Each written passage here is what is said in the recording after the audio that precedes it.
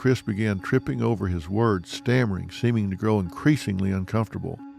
The reporter asked Chris if he had gotten into an argument with Shanann, and he said, "It wasn't an argument, it was an emotional conversation. I'll leave it at that. I just want them back. Them.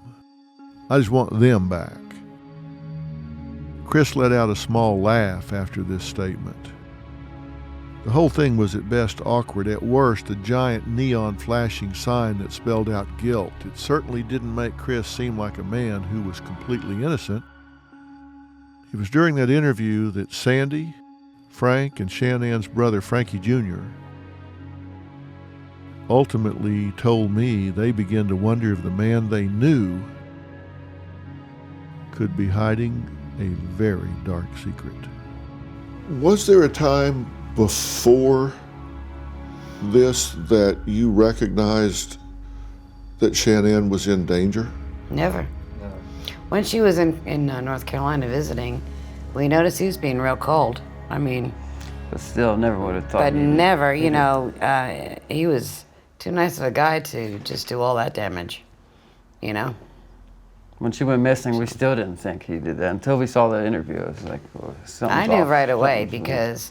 Well, you didn't want to It was think 6:30 in the morning when the pierced pain went through my forehead and I heard Shannon's name.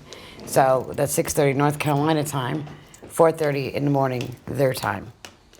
So who else would be there? Exactly.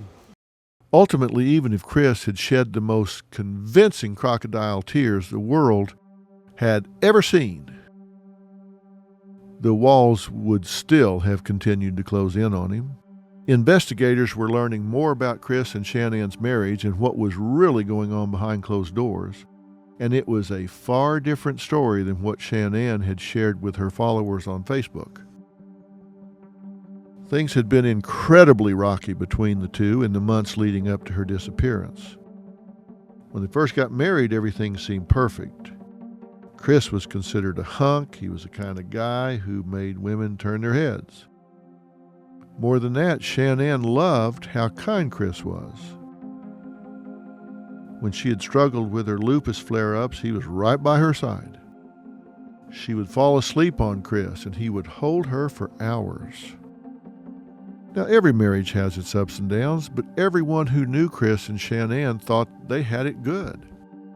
It was a marriage to be envious of.